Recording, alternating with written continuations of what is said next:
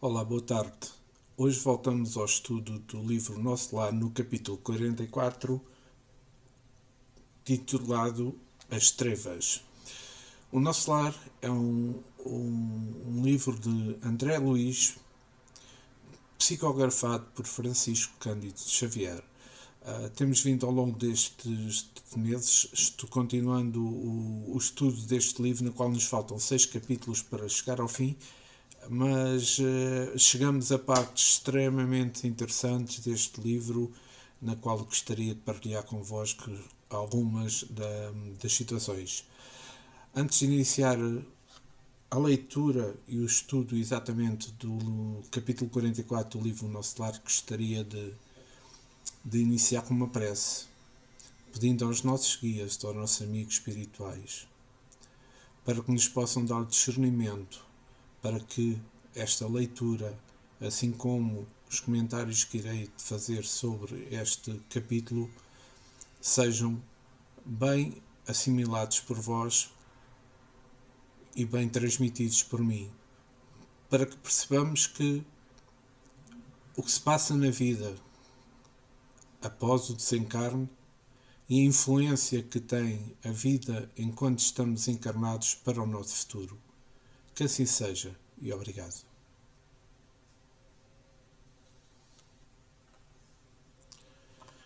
Então, iniciemos o estudo deste 44º capítulo.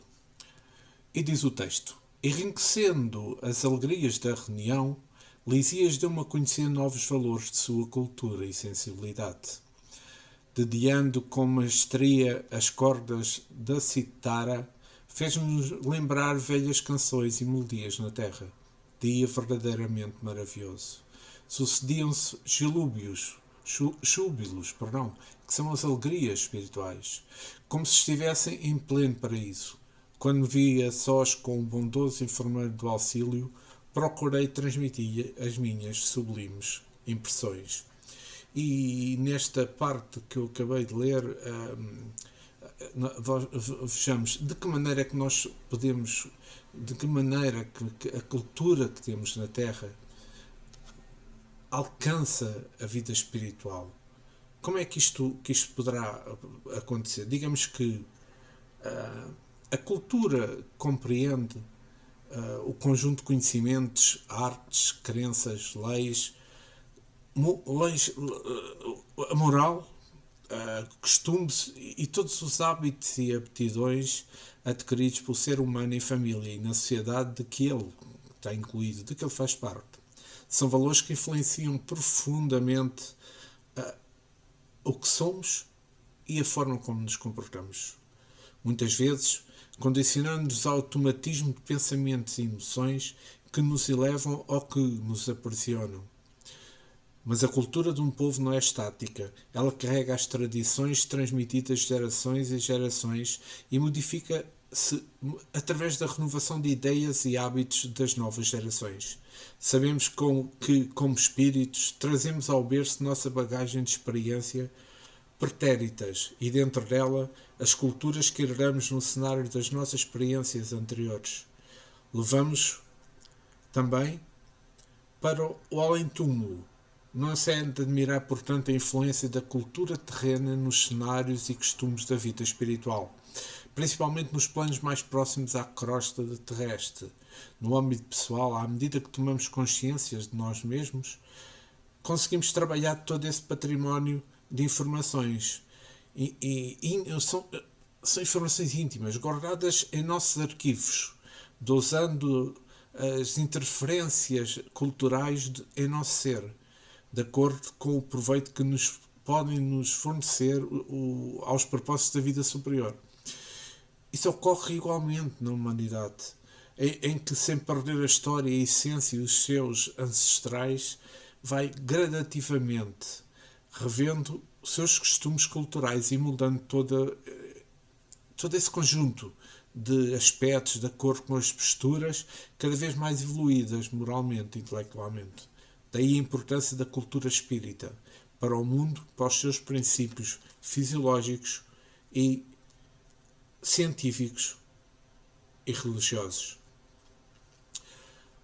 José Herculano Pires, no livro O Espírito e o Tempo, que realça o seguinte que eu acho que é importante aqui falarmos. Toda a nossa cultura nasce da interior. Das culturas anteriores nasceu a cultura moderna, carregada de contribuições antigas, mas o aceleramento da evolução cultural a partir da Segunda Guerra Mundial fez surgir quase de surpresa a era tecnológica. O materialismo atingiu o seu ápice e explodiu para que as entranhas materiais revelassem o seu segredo. E daí que esse segredo confirmou a validade da cultura espírita marginalizada no plano bibliográfico. Começou assim a desabrochar de uma nova civilização que é a civilização do espírito. A finalidade da educação, escreveu Hubert, é instalar na Terra, pela solidariedade de consciências, a República dos Espíritos. Essa foi a proclamação da nova era, feita em França de Kardec, em Paris, da sua batalha pelo Espiritismo. Mas para que essa civilização se desenvolvesse, era necessária a integração dos homens nos seus princípios e pressupostos. Uns e outros se encontram nos livros de Kardec, mas se esses livros não forem realmente estudados e investigados na intimidade profunda dos textos e transformados em pensamento vivo na realidade social, a civilização não passará de uma utopia e de formação da realidade desenhada. Vejamos, estão-me a entender esta importância. Digamos que o homem é incoerência e a paixão. Lavareda fugitiva que se apaga nas cinzas, mas o espírito é a centelha oculta que nunca se apaga e que reacenderá a chama quantas vezes for necessário para que a serenidade, a coerência e o amor o resgatem durante séculos e dos milénios. Todas as civilizações da Terra se desenvolveram numa assombração de sucessão de sombras e luz, para que um dia, o dia do Senhor, de que se falavam os antigos hebreus, a civilização dos espíritos se instale no planeta materializado pelas artimanhas da insensatez humana. Então teremos um novo céu e a nova terra de profecia milenar. Os que não se tornaram dignos das promessas continuarão à espera e a amadurecer nas estufas dos mundos inferiores, purgando os resíduos da animalidade. Essa é a lei inviolável da antropologia espírita. Este, volto a frisar, é um apontamento retirado do livro O Espírito e o Tempo, de José Herculano Pires, parte 4, capítulo 3, item 5, sobre a cultura espírita. Mas voltemos então ao texto. Não tenho dúvidas, disse sorrindo. Quando nos reunimos àqueles a quem amamos, ocorre algo de confortador e construtivo em nosso íntimo. É o alimento do amor, André. Dizia Lisias. Quando numerosas almas se congregam no círculo de tal ou qual atividade, seus pensamentos se entrelaçam, formando núcleos de força viva, através dos quais cada um recebe o seu cunhão de alegria ou de sofrimento da vibração geral. É por essa razão que no planeta o problema do ambiente é sempre fator ponderável no caminho de cada homem. Cada criatura viverá daquilo que cultiva. Quem se oferece diariamente à tristeza, nela se movimentará. Quem enaldece a enfermidade, sofrerá o dano. E aqui vou novamente fazer uma pausa para falarmos do seguinte. Então, como Lisias aqui se refere neste trecho deste capítulo 44, o que seria a força viva? Que Lisias aqui menciona? Bem, é que, vejamos, anteriormente já analisámos que as emanações de várias mentes congregadas num mesmo ambiente, ao propósito, formam uma atmosfera, chamada atmosfera fluídica, que as envolve com as características que correspondem às qualidades e equilíbrios ali reunidos. E por uma razão de sintonia vibratória, a qual se nutrirá das vibrações correspondentes ao estado da sua contribuição. Vejamos que, se o sentimento reinante é o amor, sublimes e vigorosas energias sustentam potencialmente o bem-estar e a harmonia individual e a harmonia coletiva. Porque vamos só aqui recordar uma parte que está escrita na Revista Espírita de 1867 sobre o tema que era a atmosfera espírita, sim. É que sabe-se que os fluidos que emanam dos espíritos são mais ou menos salutares, conforme o grau da sua depuração. Conhece seu poder curativo em certos casos e também seus efeitos enfermiços, mórbidos, de indivíduo a indivíduo. Ora, desde que o ar pode ser saturado desses fluidos, não é vigente que, segundo a natureza dos espíritos que ficam em determinado lugar, o ambiente não se ache carregado de elementos benéficos ou prejudiciais, que devem exercer uma influência sobre a saúde física, tanto como sobre a saúde moral. Estou a entender é que isto podemos explicar que de certa forma os efeitos coletivos produzidos sobre massas de indivíduos, o sentimento de bem-estar ou mesmo de mal-estar, se experimentam em certos meios e que não têm nenhuma causa aparentemente conhecida. O arrastamento coletivo para o bem e para o mal, os impulsos generosos, o entusiasmo ou o desânimo, por vezes, a espécie de vertigem que se apodera de uma assembleia, de toda uma cidade, mesmo de todo um povo. Cada indivíduo é em razão, digamos que em razão do seu grau de sensibilidade, sofre a influência dessa atmosfera viciante e vivificante. Por este facto, que parece fora de dúvida e que se confirma, como é óbvio, ao mesmo tempo, a teoria e a experiência nas relações do mundo espiritual com o corporal, um novo princípio de higiene que, sem dúvida, um dia a ciência levará em consideração. Quem quer que traga consigo pensamentos de ódio, de inveja, de ciúmes, de orgulho, de egoísmo, animosidade, de ganância, de falsidade, de hipocrisia, de mexerique, intriga, calúnia, estão-me a entender, a maldade, numa palavra, inspirados na fonte das mais paixões, espalhem em seu torno emanações fluídicas enfermiços que regem sobre todos aqueles que o cercam. Ora, ao contrário, numa assembleia em que cada indivíduo só trouxesse sentimentos de bondade, de caridade, de humildade, de devoção, de uma forma completamente desinteressada, de benevolência e de amor ao próximo, o ar é impregnado de emanações benéficas, em meio às quais se sente viver mais à vontade. Esta é a grande diferença de quando estamos nos grupos com maus pensamentos, e estamos nos grupos de bons pensamentos. Como dizia Kardec,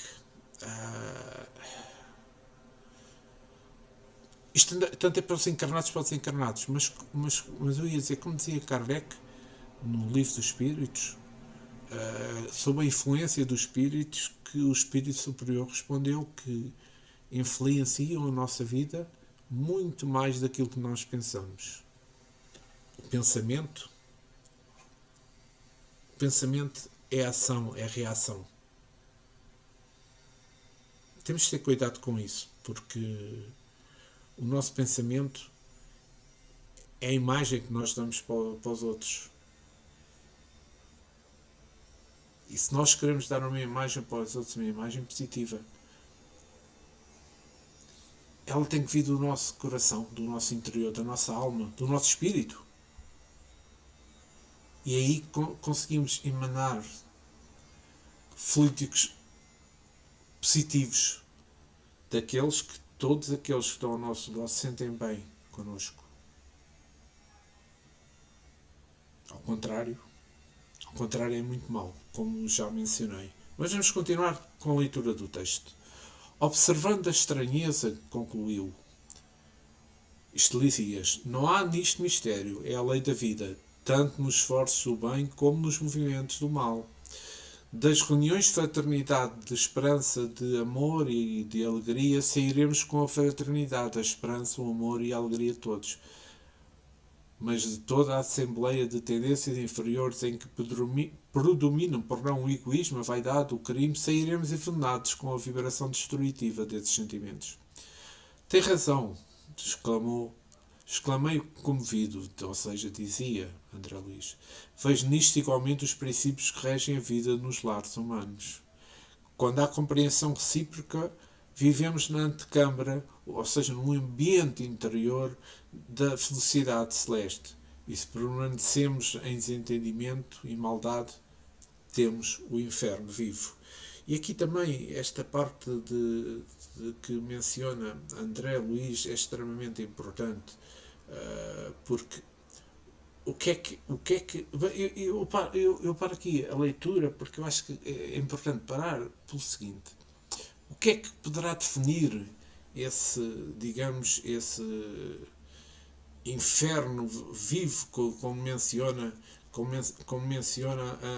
a André Luís? Vemos, como nós já falámos aqui, e não só, mas também aqui na leitura e estudo do livro Nosso Lar, o céu e o inferno são estados da alma encarnada, ou mesmo a alma desencarnada. Não há uma morada localizada de eleitos angelicais, nem demónios e almas amaldiçoadas pela eternidade. Não existe. Carregamos o nosso próprio céu e o nosso próprio inferno. Ou carregamos o nosso céu ou o nosso inferno. Onde quer que estejamos, de acordo com a frequência vibratória, como eu mencionei anteriormente, superior ou inferior em que nos encontramos mentalmente. E como já vimos, congregamos as emanações fluídicas dos espíritos que connosco se sintonizam, porque se nós emanarmos luz, é por aí que nós recebemos luz. Se nós emanarmos maldade e coisas que nos são prejudiciais, então é isso que nós vamos receber e vamos viver conjuntamente com seres com essas características. Mas eu queria aqui mencionar uma parte, e peço desculpa que isto está-me a saltar.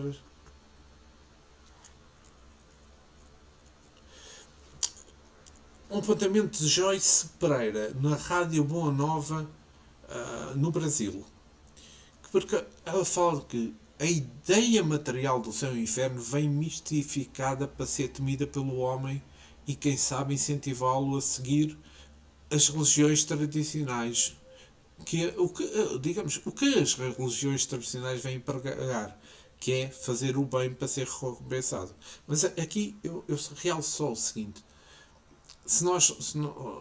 algumas igrejas tradicionais, algumas religiões, digamos assim, pregam que se não te portares bem vais para o inferno, se portares bem vais para o céu, o que é completamente utópico. Porque essas religiões, ao longo de milhares de anos, não evoluíram ainda a nível espiritual. Ou se evoluíram, não querem transmitir isso às pessoas, para que as pessoas continuem como que a frequentá-las, ouvirem a palavra, mas uma palavra como fosse uma palavra punitiva. Ou seja, Deus não pune ninguém. Nós temos o livre-arbítrio de escolher o caminho que queremos. Deus não pune ninguém. Mas continuemos. Somos energias e atraímos tudo ao nosso redor. Cabe a nós buscar o nosso paraíso interior e evitar os infernos que muitas vezes nós mesmos criamos. Nos colocar numa vibração melhor de energia é nos poupar de agonias maiores ao passarmos por dificuldades, pois assim compreendemos muito melhor o porquê da situação e atravessamos confiantes de que não é algo permanente, é algo que vai passar. O céu e o inferno são criados por nós mesmos, com os nossos pensamentos e pelas nossas vontades também. Pois estamos cientes de que não existe um lugar ou outro que vamos ao desencarnar porque temos sido bons ou ruins, mas apenas atraídos para locais das quais nós temos afinidade. Era o que eu mencionava há pouco. Se nós temos bons pensamentos, atraímos pessoas de bons pensamentos. Se nós temos maus, atraímos pessoas de maus pensamentos. Esta parte eu achei bastante importante falarmos aqui. E muito interessante para nós podermos perceber e entender cada vez mais esta situação do bem do bem e do mal. Mas continuemos com o texto. Enganei-me, estava a repetir. Ele esboçou uma fisionomia bastante significativa e falou: chamamos trevas, isto diz Lisias, às regiões mais inferiores que conhecemos. Considera as criaturas como viajantes da vida. Alguns poucos seguem resolutos, visando ao objetivo essencial da jornada. São espíritos nobilíssimos que descobriram a essência divina em si mesmo, marchando para o alvo sublime sem vacilações. A maioria, no entanto, estaciona. Temos então uma multidão de almas que demoram séculos e séculos recapitulando experiências. Os primeiros seguem por linhas retas, os segundos caminham, descrevendo grandes curvas. Eu peço imensa desculpa.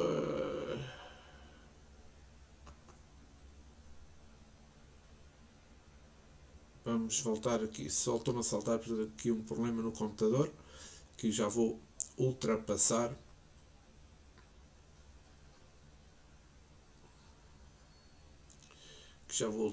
Peço imensa desculpa.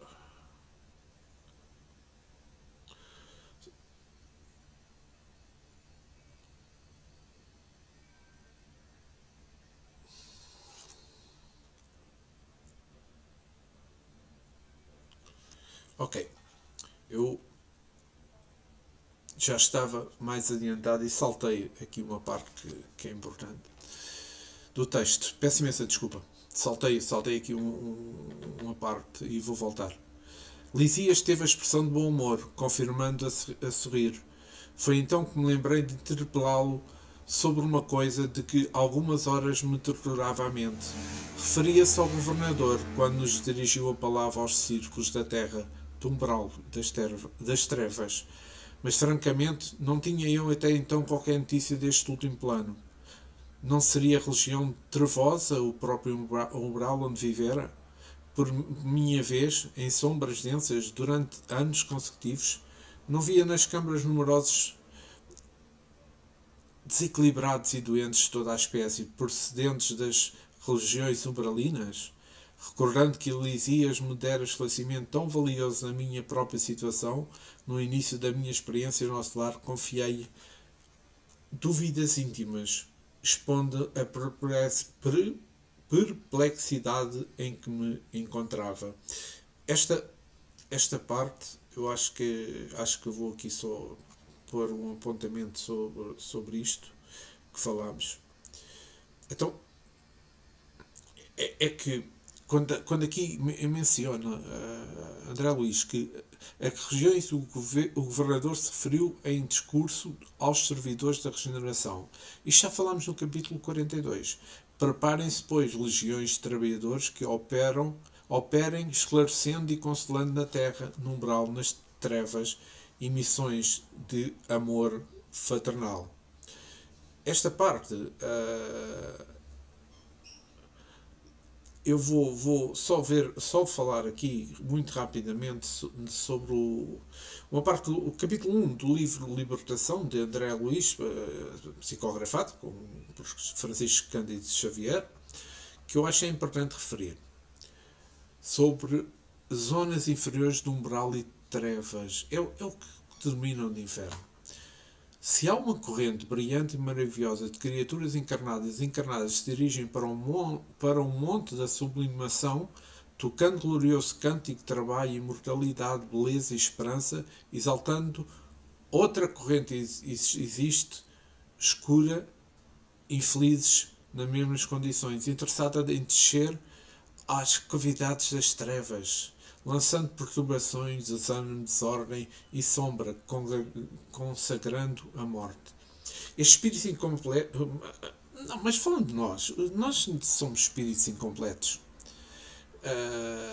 Aderimos aos movimentos que lhes diz respeito e acolhemos os benefícios da ascensão e da vitória ao desprejuízo da descida e da derrota. Controlados pela inteligência mais vigorosas que a nossa e que seguem connosco lado a lado na zona progressiva ou deprimente em que somos colocados. Ou seja, o inferno, por isso mesmo, é um problema de direção espiritual. Satã, como é conhecido, é a nossa inteligência perversa. O mal é o desperdício do tempo, é o emprego de energia em sentido contrário aos propósitos do Senhor. O sofrimento é reparação ao ensinamento renovador. Além do principado humano para lá das fronteiras sensoriais que guardam cuidadosamente a alma encarnada, amparando com limitada visão e benéfico esquecimento, começa o vasto império espiritual, vizinho dos homens. Isto era importante falarmos, porque... E nunca é demais. Mas continuando este apontamento, é que nas chamadas zonas umbralinas, assim se agitam milhões de espíritos imperfeitos que partilham com as criaturas terrestres as condições de habitabilidade da crosta do mundo. Seres humanos situados noutra faixa vibratória, apoiando-se na mente encarnada através das falanges incontáveis. Tão semi-conscientes na responsabilidade e tão incompletos nas virtudes quanto os próprios homens. Digamos que estão frustrados em suas aspirações do vadioso. É como um vadioso domínio no domicílio celestial. Homens e mulheres de todos os climas e todas as civilizações, depois da morte, esbarram nesta região, em que se prolongam as atividades terrenas e elegem o instinto de soberania sobre a terra por única felicidade digna do impulso conquistador. Esta parte transmite exatamente aquilo que acontece connosco. Digamos que o choque da desencarnação para espíritos, ainda impermeáveis ao auxílio santificante, pela dureza que assinala os pensamentos tão impuros que ainda continuam a ter, parece animá-los na posição mental em que se encontram, no momento de transição entre duas esferas. E desta forma não é fácil de logo retirá-los do desequilíbrio a que imprevidentes se precipitam. Isto que nós ouvimos falar muitas vezes, que há espíritos que estão nas zonas umbralinas séculos e séculos. É porque eles retardam-se, às vezes, anos e séculos a fios, obstinando-se nos erros a que se habituaram e vigorando impulsos inferiores pela incessante permuta de energias uns com os outros, passam, em geral, a viver não só uma perturbação própria, mas também um desequilíbrio dos demais companheiros de infortúnio. Ou seja, a vibração deles conjugam-se e eles se unem neste tipo de vibração. É uma vibração onde o mal impera, onde os pensamentos positivos não existem, onde só existe a maldade e o egoísmo. Tudo aquilo são pensamentos imperfeitos. Vamos continuar o texto.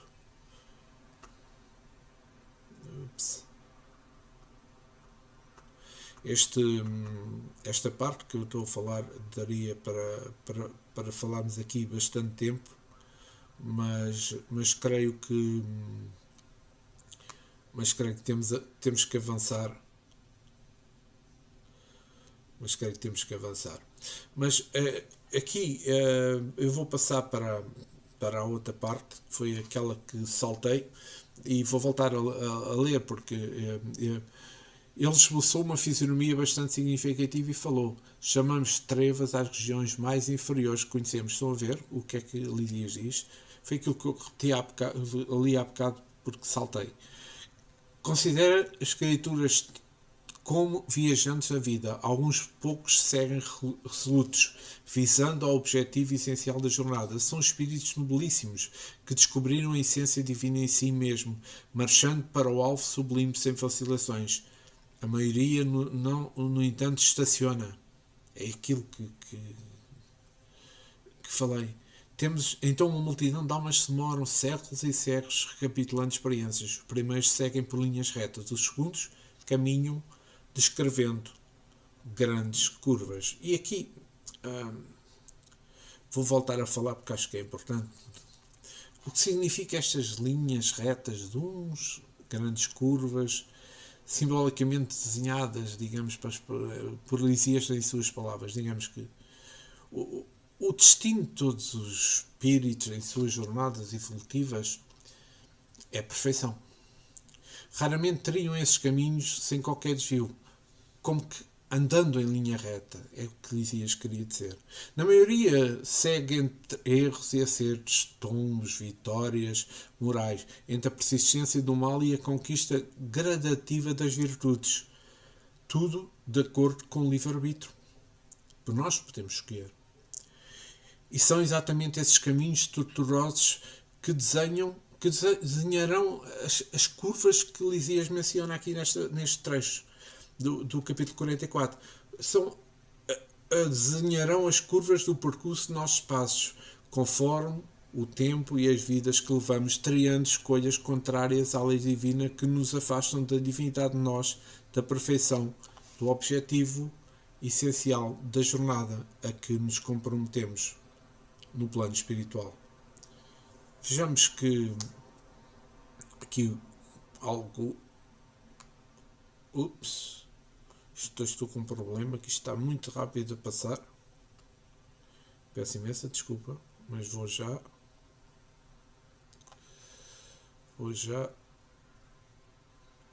Ok.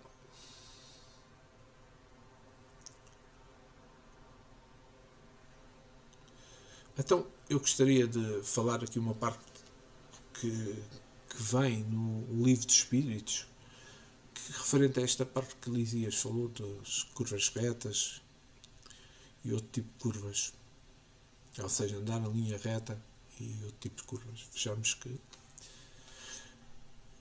no capítulo 115 do Livro dos Espíritos de Allan Kardec diz: Deus criou todos os espíritos simples e ignorantes, isto é, sem conhecimento. A cada um deu determinada missão, com o fim de se esclarecer e alcançar progressivamente a perfeição, através da noção da verdade para aproximá-los de si. Na perfeição é que eles encontram a felicidade pura e a felicidade eterna. Os espíritos adquirem a experiência passando pelas provas que Deus nos impõe. Uns aceitam essas provas com paciência e chegam mais depressa à meta que lhes foi destinada. Outros só se portam lamentando-se e, por causa dessa falha, permanecem afastados da perfeição e da prometida felicidade. Na pergunta 116, haverá espíritos que permanecem eternamente nas ordens inferiores? A resposta é não. Todos se tornarão perfeitos. Na pergunta 117, depende dos espíritos acelerarem a própria perfeição? E a resposta é, certamente, eles alcançam a perfeição mais ou menos rápida conforme desejo que têm de alcançá-lo e a obediência que prestam à vontade de Deus. Na pergunta 121 também é curioso, porque é que alguns espíritos seguiram o caminho do bem e outros do mal? É o que estamos a falar, mas vejamos a resposta do Espírito Superior. Vocês não têm um livre-arbítrio? Está tudo dito com isto. Deus não os criou maus, criou-os simples e ignorantes. Isto é, tendo tanta aptidão para o bem quanto para o mal. Os que são maus, assim retornarão por vontade própria. Aqui achei importante falarmos desta parte do Livro dos Espíritos, porque nos leva realmente a entender toda esta situação que estamos a falar nesta altura deste capítulo 44 com o tema As Trevas. Mas vejamos ainda, eu gostaria de continuar aqui com mais 4 perguntas. No 123, por que Deus permite que os espíritos possam tomar o caminho do mal? A resposta é a seguinte: como ousa pedir contas pelos atos de Deus? Acreditais poder penetrar nos desígnios dele? Porém, podeis pensar assim: a sabedoria de Deus está na liberdade de escolha que ele dá a cada um. Pois assim, cada um tem o mérito de suas obras. Na pergunta 124, também é bastante curioso, como há espíritos que desde o princípio seguem o caminho do bem absoluto e outros o do mal absoluto, sem dúvida deve haver graus entre esses dois extremos, não? E a resposta é sim, certamente. Os que se acham nos graus intermédios são a maioria.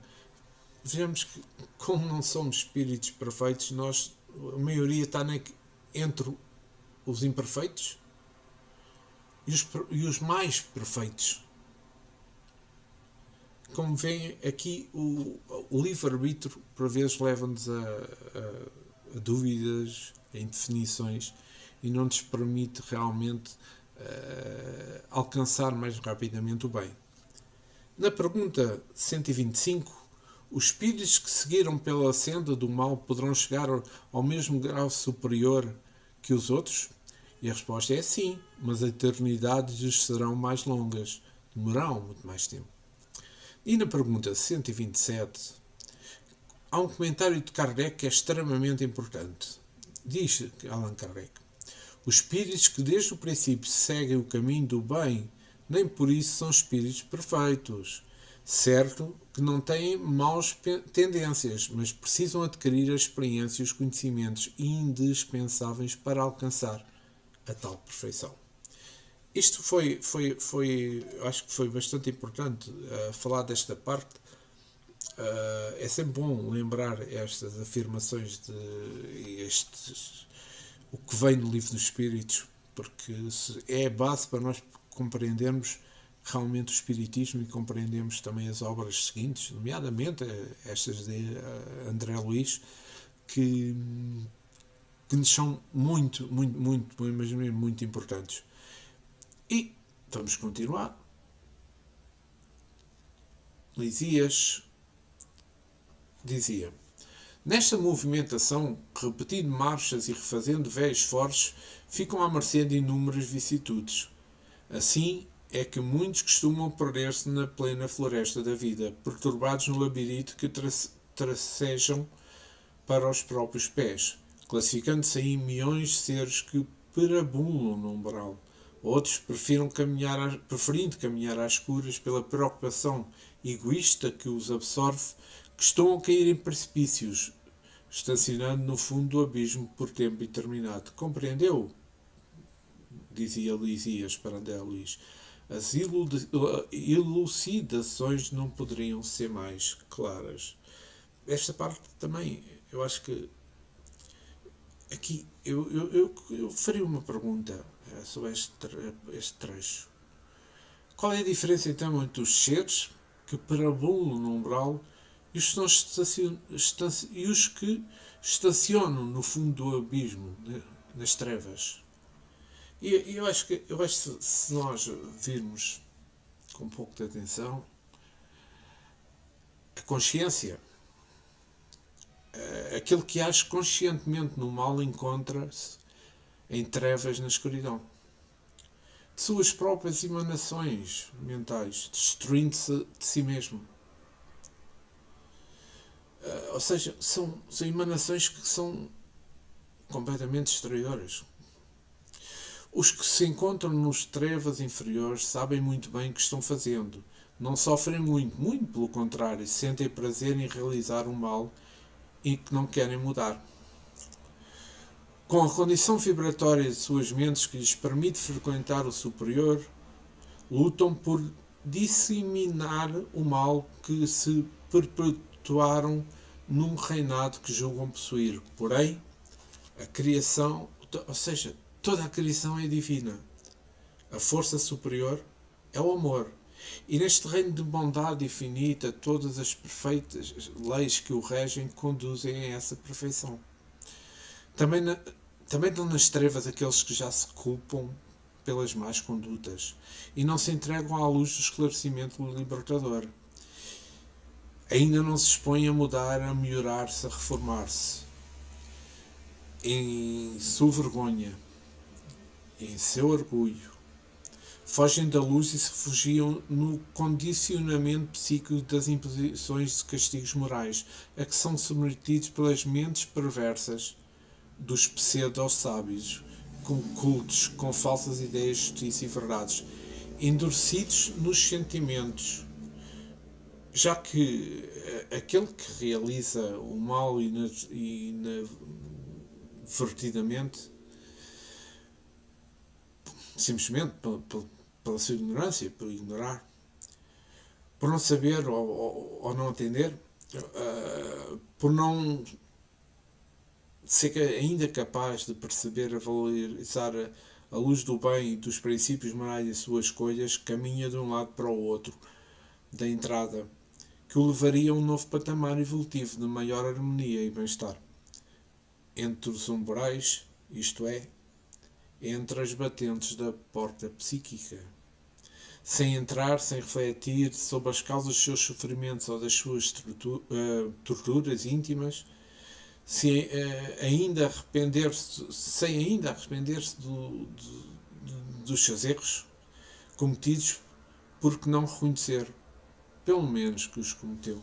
Era isso que devia de acontecer. Mas aqui eu vou só uma parte de Liberta-te do Mal, de Joana de Anjos, psicografado por Divaldo Franco, sobre o tema o tempo mental. Ela diz: o ser humano autodesconhece enquanto permanece atento aos conhecimentos exteriores que envolvem outras pessoas, cujas imagens são mecanismos de transferência das próprias aflições e segurança, tornando-os como ídolos ou modelos, invejando uns enquanto testando outros, por parecerem inalcançáveis. É certo que proliferam admiráveis expressões de elevação moral e de dignificação humana neste contexto, como não poderia ser diferente, no entanto, é a grande massa, aquela que é dirigida habilmente pelo mercado consumidor, que se deixa arrastar pelo fascínio da modernidade, com graves prejuízos para a saúde física, emocional e mental. Esta parte achei interessante dizer e falarmos aqui, mas vamos continuar com o texto. Sensibilizado, porém, com a extensão e complexidade do assunto, ponderei. Entretanto, que me diz dessas quedas? Verificam-se apenas na Terra? Somente os encarnados são suscetíveis de precipitação no despenhadeiro, ou seja, Lisias pensou um minuto e respondeu: sua observação é oportuna. Em qualquer lugar o espírito pode precipitar-se nas covas do mal, salientando-se, porém, que nas esferas superiores as defesas são mais fortes, imprimindo-se, consequentemente, mais intensidade de culpa na falha cometida. Ora, aqui, esta afirmação de Lisias são suscetíveis de precipitação no despenhadeiro, de André Luiz. Sobre esta questão que ele coloca sobre os espíritos desencarnados, vejamos, diante das provas, ou seja, diante das tentações, a mente pode sucumbir aos impulsos inferiores e ainda carrega as tendências não abandonadas completamente. Ou seja, e sabemos que os espíritos levam para a vida espiritual sua condição, qualidades, imperfeições não corrigidas durante a vida terrena. Muitos são os irmãos que demonstram coragem, mas tombam diante dos obstáculos. Outros que cantam o amor, mas amaldiçoam o pequeno símbolo simbólico que lhes fere as mãos. Há aqueles que se portam com verdadeira fortaleza de fé, mas se perdem nas teias da dúvida.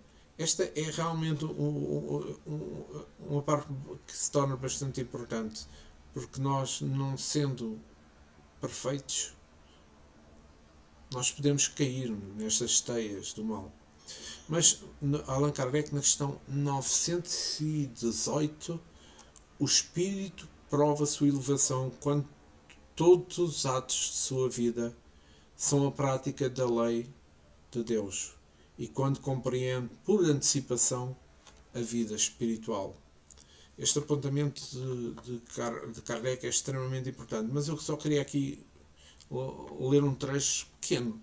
No Caminho, Verdade e Vida, de Emmanuel, psicografado por Chico Xavier, no capítulo 18 e no capítulo 148, onde, sobre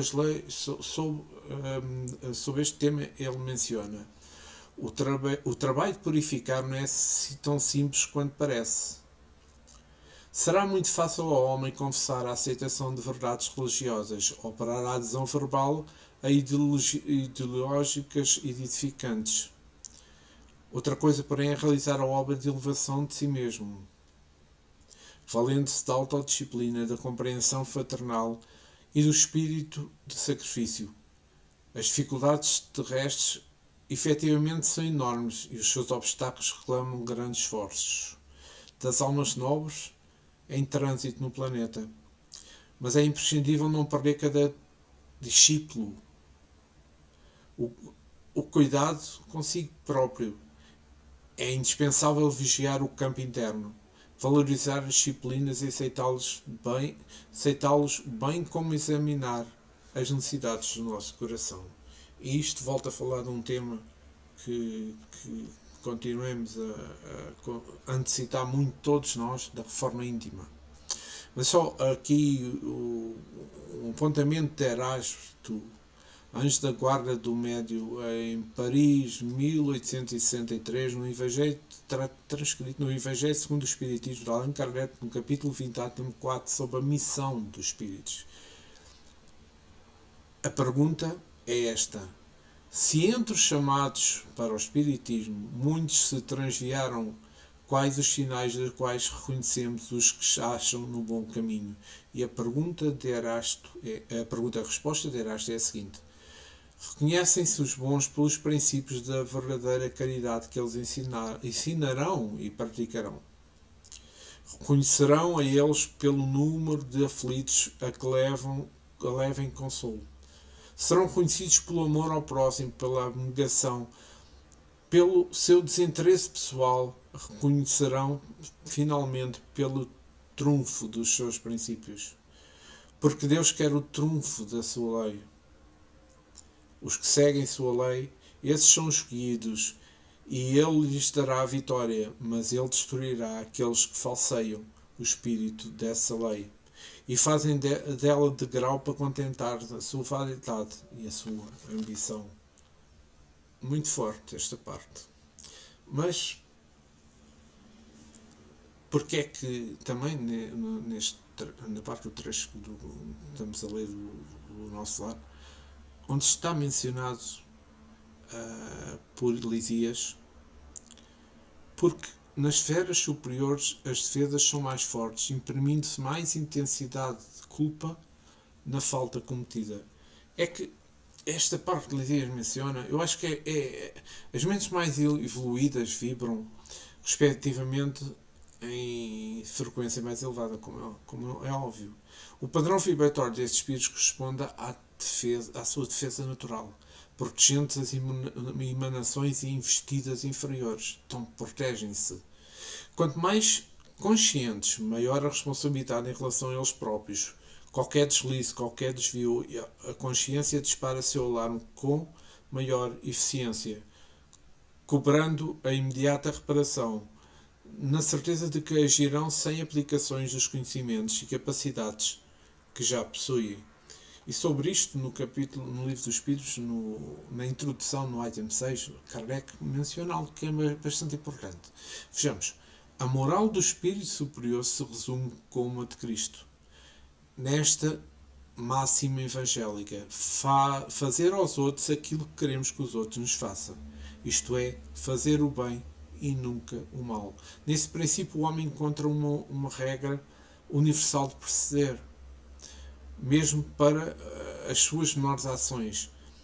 Eles nos ensinam que o egoísmo, o orgulho e a sensualidade são paixões que nos aproximam da natureza animal, prendendo-nos à matéria. E com essa ligação à matéria, nós não podemos e não conseguimos evoluir. Vamos continuar com o texto. Entretanto, adjetei, neste caso, a André Luís, a queda sempre me pareceu impossível nas reuniões estranhas ao corpo terreno. O ambiente divino, o conhecimento da verdade, o auxílio superior, figuram-se antídotos infalíveis ao veneno da vaidade e da tentação. O companheiro sorriu e esclareceu. O problema da tentação é mais complexo. As paisagens do planeta terrestre estão cheias de ambiente divino, conhecimento da verdade e auxílio superior.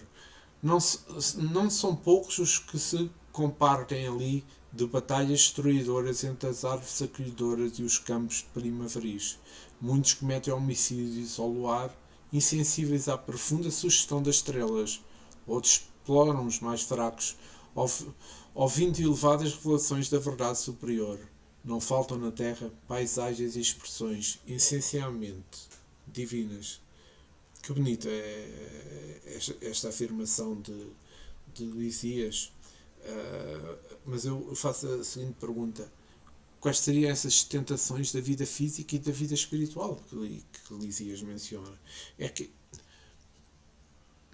todos os espíritos imperfeitos são sujeitos às tentações, seja na condição de encarnados, seja na condição de desencarnados.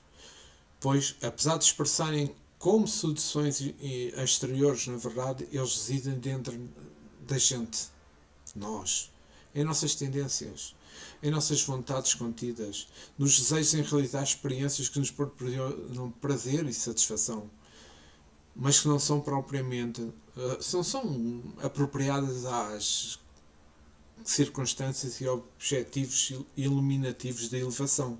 Vejamos, são as lutas entre a consciência, a necessidade íntima de crescer espiritualmente, que implica uma disciplina, uma renúncia, sacrifícios.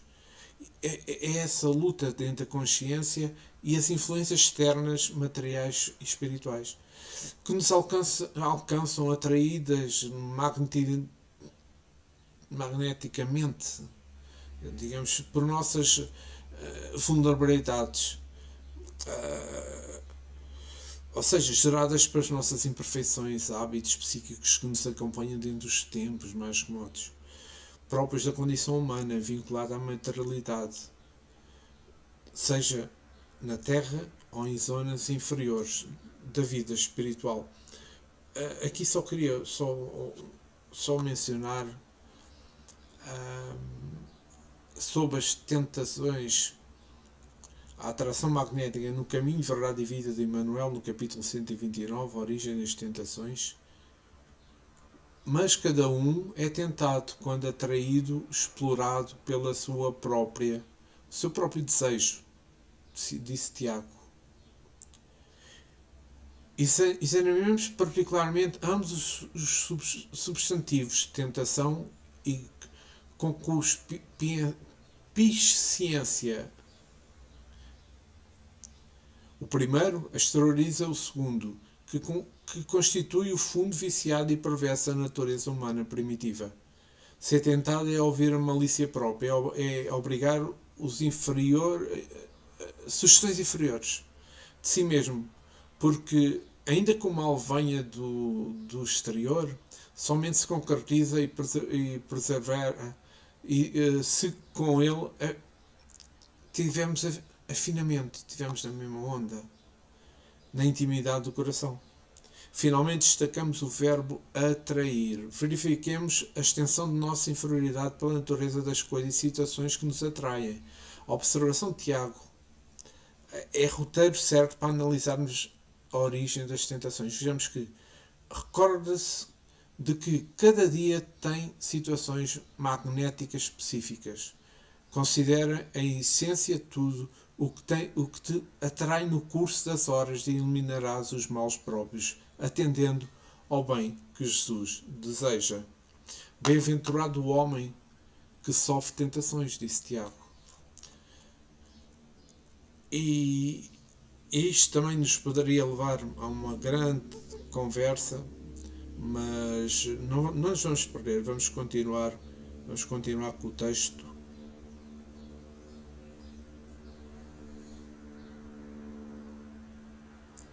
Vejamos. Voltando ao texto. As palavras do enfermeiro calavam-me fundo no espírito. De facto, em geral, os guerreiros estimam a destruição na primavera e no verão, quando a natureza estende no sol e no firmamento maravilhosas cores, perfume e luz. Roubos e homicídios são praticados de preferência à noite, quando a lua e as estrelas enchem o planeta de poesia divina. A maioria dos carrascos da humanidade constitui-se de homens extremamente cultos, que desprezam a inspiração divina. Vamos continuar com o texto.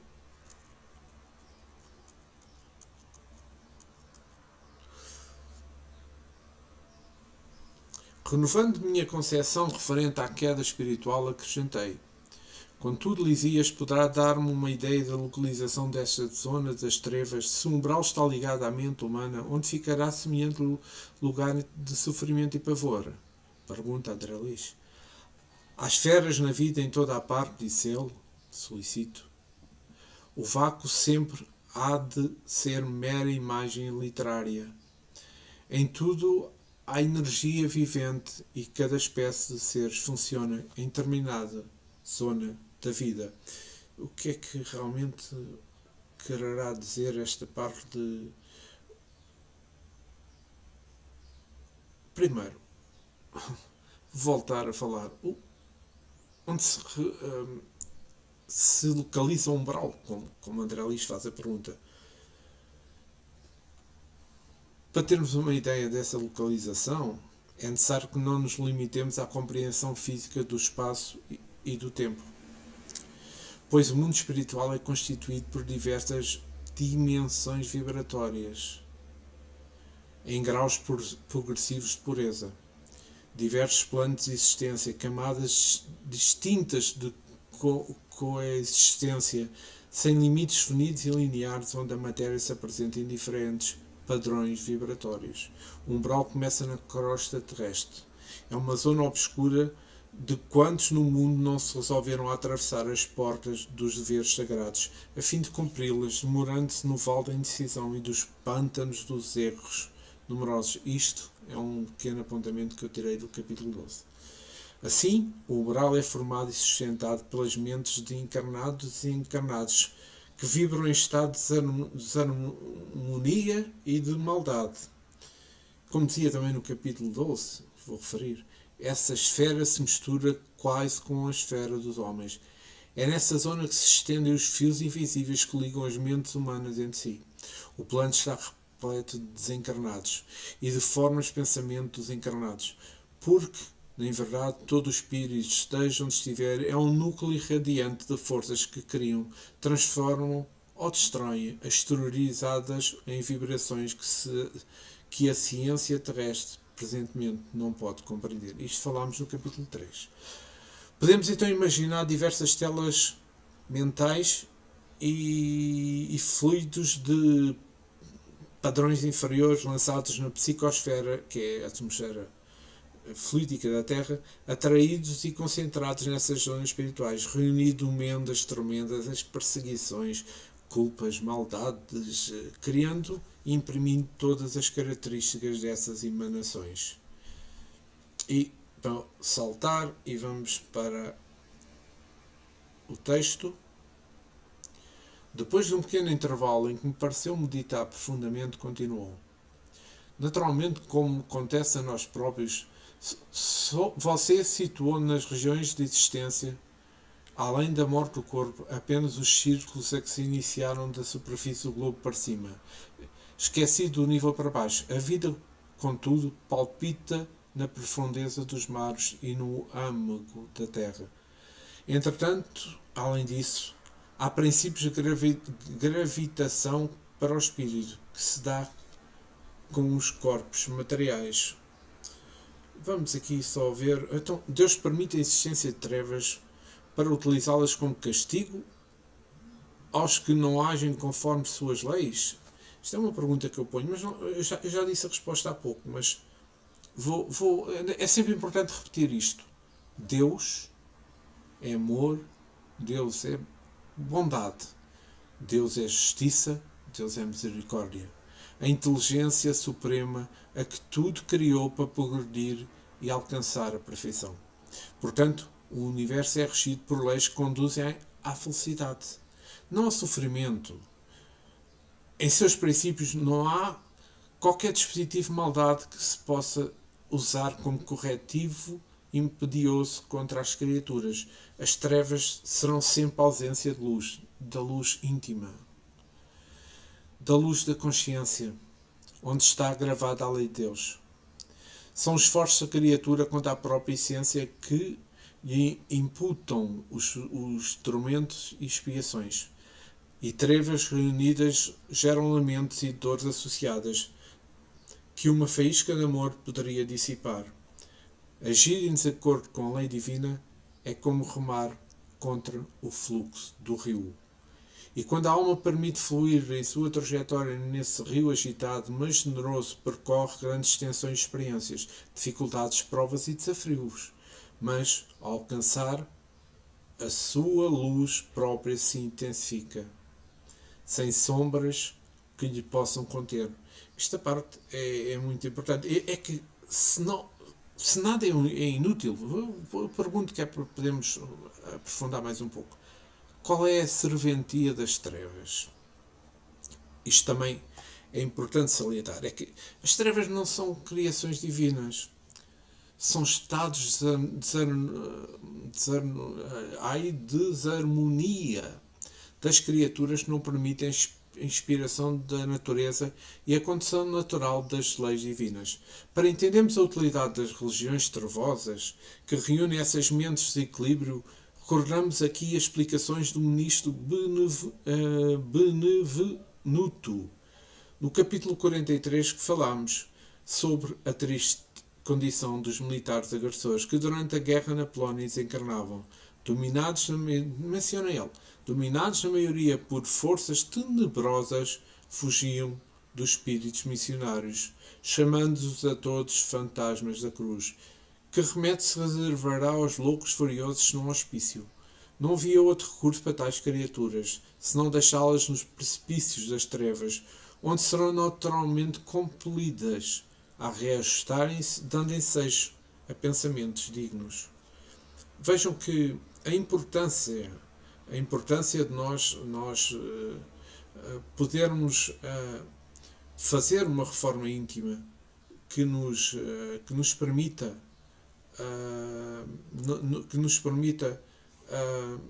realmente nós crescermos, nós temos pensamentos positivos para podermos, como é dizer, para podermos realmente crescer espiritualmente, para podermos ter ações de paz, de amor, ajudar o próximo. Como há bocado mencionei, não faças aos outros aquilo que não queres que te façam a ti. Ajuda aos outros, porque os outros poderão vir-te a ajudar a ti. É importante pensarmos nisto, mas vamos continuar com o texto. Dizia Elisias: a terra não é somente o campo que podemos ferir ou menosprezar a belo prazer. É a organização viva, possuidora de certas leis que nos escravizarão ou libertarão, segundo nossas obras. É claro que a alma esmagada de culpas não poderá subir à tona do lago maravilhoso da vida. Resumindo, devo lembrar que as aves livres ascendem a altas alturas. As que se embaraçam no labirinto sentem-se impedidas no voo, e as que prendem o peso reconsiderável são meras escravas do desconhecido. Percebe, Lisias? Porém, não precisaria fazer-me essa pergunta. Avaliei de pronto o quadro imenso das lutas purificadoras a desenhar-se ante os meus olhos espirituais nas zonas mais baixas da existência. E aqui vejamos como é que ele diz que porque é que a Terra é considerada uma organização viva. É óbvio isto, eu vou repetir aquilo que já falei noutros capítulos. É que, assim como no plano material, na atmosfera fluídica da Terra, a psicosfera, constituída por emanações ou auras, digamos assim, de encarnados e desencarnados, há regiões da vida intensa onde espíritos constroem e mantêm essas coletividades em suas diversas camadas, conforme a frequência vibratória. Uma verdadeira organização viva planetária que rege a ação dos seres que vivem em seus espaços diversos, físicos ou fluídicos, inferiores ou superiores, que interferem e influenciarão nesta estrutura, dificultando e estimulando o seu progresso. Então vamos só refletir aqui uma parte que eu acho que é importante. O que é que significará esta parte? As aves ascendem às alturas. As que se embaraçam no cipoal sentem-se tolhidas no voo e as que se prendem no peso considerável são meras escravas do desconhecido. O que é que isto querá dizer? Bem, no meu pequeno entendimento, as almas se esforçam em melhorar-se moralmente e intelectualmente, que trabalham pelo bem dos seus semelhantes e pelo progresso do mundo em que vivem, voam livres em sua ascendência evolutiva. As indecisas ociosas se emaranham na materialidade ou em suas tendências inferiores e vícios, e retidas não conseguem avançar. As que se endividam em comportamentos criminosos e desprezíveis são prisioneiras cativas das suas próprias consciências.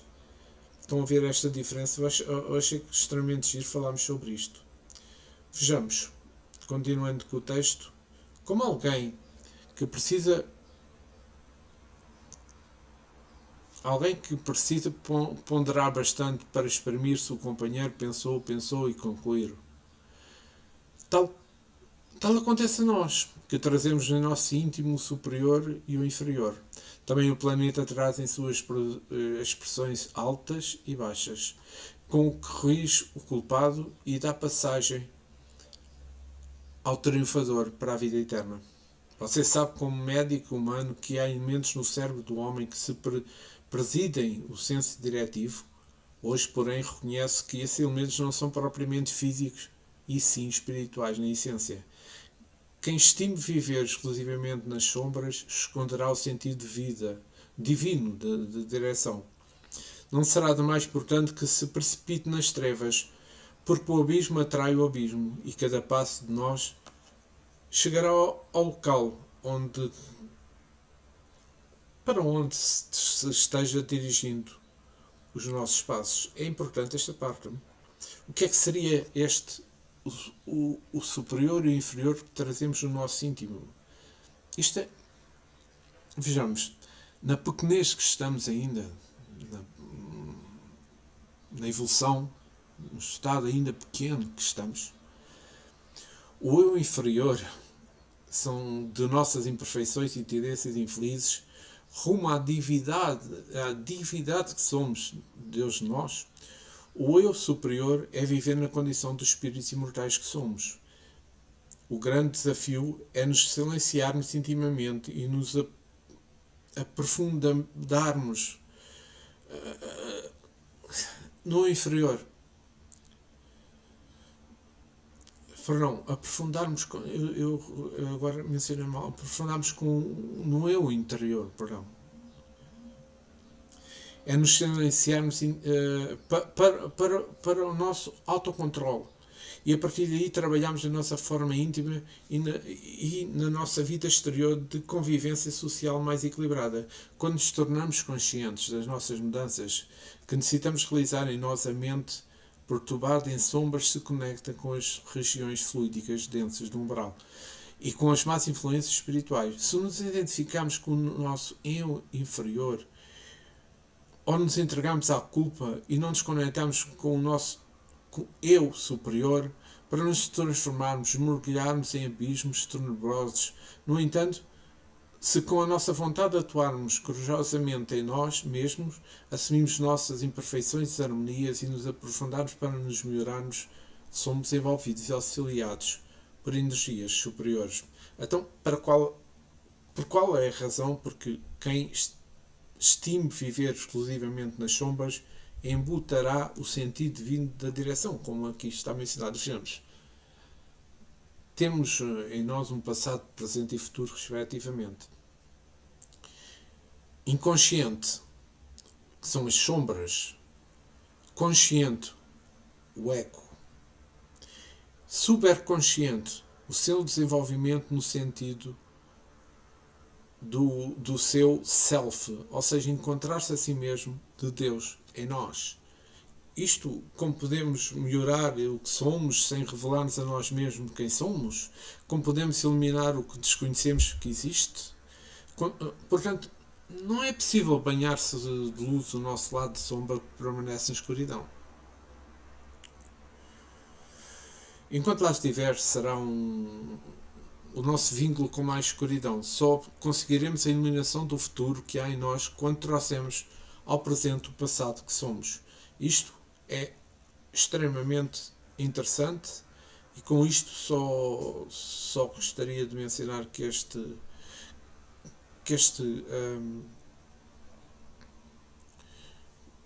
capítulo 44 daria para nós estarmos a falar horas e horas, porque nos dá uma lição muito completa